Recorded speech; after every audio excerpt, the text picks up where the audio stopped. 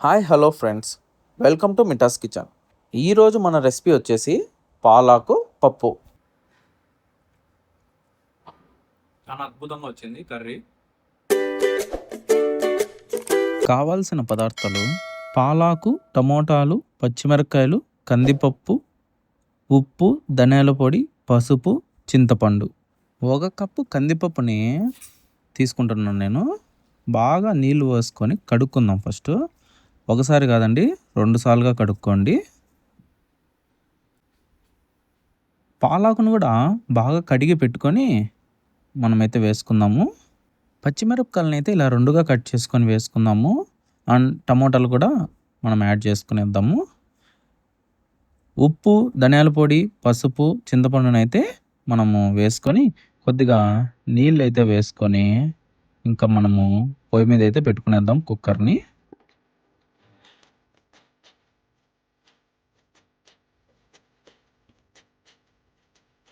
పప్పునైతే పెట్టుకునేసాము. ఎలానో white rice చేసుకోవాలి కాబట్టి పక్కన స్టవ్ మీద పెట్టేశాను. ఒక 5 విజిల్లు వచ్చేంత వరకు మనము పప్పునైతే ఉడికించుకోవాలి.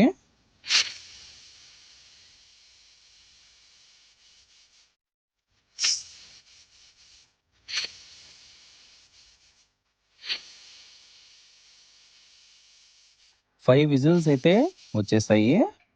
ఈలోపు మనకి అన్నం కూడా అయిపోవచ్చింది. లోపల ఉన్న ప్రెషర్ వెళ్ళిపోయేంత వరకు కుక్కర్ అయితే ఓపెన్ చేసుకోవద్దండి. ఆ లోపల కూడా ఆ ప్రెషర్కి బాగా బాయిల్డ్ అయి ఉంటుందన్నమాట. చూసారా పప్పు ఎంత బాగా ఉడికిందో. ఇప్పుడైతే ఆ పప్పు నీళ్ళని అయితే మనము వంపుకునేద్దాము.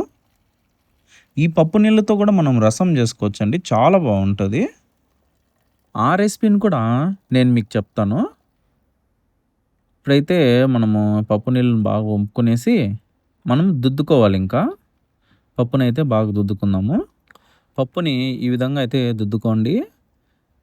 మరీ మెత్తగా దుద్దేయకుండా ఒక 80% అయితే మనము పప్పు మెదిగేలాగా మనం దుద్దుకోవాలి. పప్పు అయితే బాగా మెదిగిందండి, చూడండి.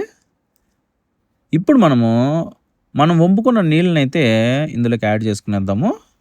ఇంకా మనము పప్పునైతే తిరవాత వేసుకుందాము. తిరవాతకు కావాల్సినవి మీకు ఇక్కడ చూపిస్తున్నాను చూడండి.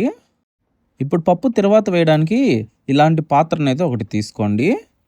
అందులో కొద్దిగా ఆయిల్ వేసి జీలకర్ర, సాసవులు, మెంతులనైతే వేసుకుందాము.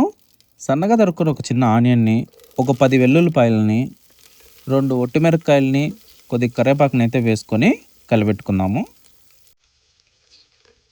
ఆనియన్ బాగా వేగాక మనం పప్పునైతే వేసుకుందాము.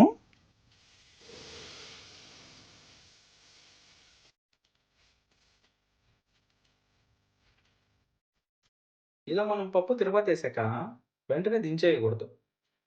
ఇలా ఒక 5 మినిట్స్ మనము ఉడికించుకోవాలి. పప్పు చాలా అద్భుతంగా మంచి టేస్ట్ అనేది వస్తుంది. ఆ వాసన చూస్తుంటేనే ఎంత అద్భుతంగా ఉంది కదా. దట్టు చెడిపోకుండా కూడా ఉంటుంది త్వరగా. వెంటనే దించేయకూడదు పప్పుని. ఉప్పు సరిపోయిందో లేదో చూసుకుందాము. కరెక్ట్గా అయితే ఉంది. మనం ఎప్పుడు కూడా ఉప్పు తగినంతగానే వేసుకోవాలి. ఒకవేళ తక్కువ వచ్చినా మళ్ళీ మనం అయితే యాడ్ చేసుకోవచ్చు. ఇప్పుడైతే మనము ఈ పప్పుని ఒక 5 నిమిషాలు మనం ఉడికించుకొని దించుకునేయాలి. దించుకున్న వెంటనే పప్పునైతే సర్వ్ చేసుకోకండి. ఒక 5-10 నిమిషాలు పక్కన పెట్టేయండి. కొద్దిగా చల్లారాక వేడి వేడి అన్నంలోకి పప్పు వేసుకొని తింటే ఉంటుందండి ఆ టేస్టు. నా సామి రంగా అంటారు.